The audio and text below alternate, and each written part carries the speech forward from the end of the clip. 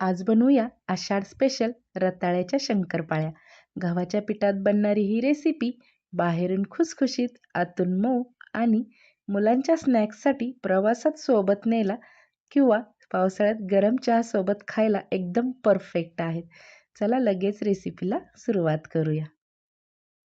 इथे मी 2 मोठी रताळी उकडून घेतली आहेत। रताळी पाण्यामध्ये शिजवून न घेता उकडवून घ्यायची नेहमी, त्यामुळे त्यांचा जो गोडवा आहे तो टिकून राहतो। छान अशी रताळी मॅश करून घेऊया। त्यात प्रत्येकी पाव चमचा जायफळ पूड, बडीशेप पूड, वेलची पूड आणि चिमूटभर सुंठ घालून छान एकजीव करून घेऊया। इथे 4 चमचे किसलेला गूळ अर्धा कप पाण्यात विरघळवून गाळून घेतला आहे। थोडंसं मीठ चव बॅलन्स करण्यासाठी। आता इथे मी 1 वाटी गव्हाचं पीठ घेतलेलं आहे। तुम्हाला हवं असेल तर तुम्ही इथे मैदाही वापरू शकता, पण आपण ही रेसिपी हेल्दी बनवतो आहे, त्यामुळे मी इथे गव्हाचं पीठ वापरलेलं आहे। तर छान असं पीठ घालून मिक्स करूया। मी अर्धं पीठ घातलेलं आहे आणि राहिलेलं अर्धं पीठही इथे मी घालणार आहे। बरोबर 1 वाटी गव्हाचं पीठ, अर्धा कप गुळाचं पाणी आणि 2 रताळे एवढ्यात हे मिश्रण छान असं बनलेलं आहे।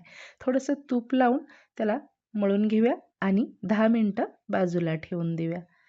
10 मिनिटानंतर एका पोळपाटावर काढून घ्या आणि छान असं मळून घ्या। खूप पातळही नाही बनवायचं आणि खूप घट्टही नाही, मध्ये मध्ये तूप लावून त्याला छान मळून घेऊया। मध्यम आकाराचा एक गोळा घेऊन लाटण्याला आणि पोळपाटाला तूप लावून घ्यायचं आहे आणि पोळी लाटून घ्यायची आहे आपल्याला। ही पोळी जी आहे ती पीठ न वापरता लाटायची आहे, जाडसर लाटायची आहे, जेणेकरून शंकरपाळी छान फुलून येईल आणि आपल्या आवडीच्या आकारामध्ये तिला कट करून घेऊया। कढईमध्ये तूप गरम करायला ठेवलेलं आहे। तूप छान गरम झालं की मध्यम आचेवरती आपण ह्या शंकरपाळ्या तुपामध्ये टाकून घेऊया। सुरुवातीला फेस येतो तुपामुळे मध्यम गॅस करायचा आहे, खूप मंद किंवा खूप हाय फ्लेमवरती आपल्याला तळायच्या नाहीयेत। तर छान अशा गोल्डन ब्राऊन रंगावरती तळून घ्यायच्या आहेत। तयार आहेत आपल्या शंकरपाळ्या, रताळ्याच्या शंकरपाळ्या। मुलांच्या डब्यासाठी, मुलांच्या स्नॅक्ससाठी, प्रवासासाठी किंवा पावसाळ्यात गरम चहासोबत खायला या एकदम मस्त लागतात। रेसिपी आवडली असेल तर लाईक करा, शेअर करा आणि चॅनलला सबस्क्राईब करायला विसरू नका। पुन्हा भेटू नवीन रेसिपीसोबत।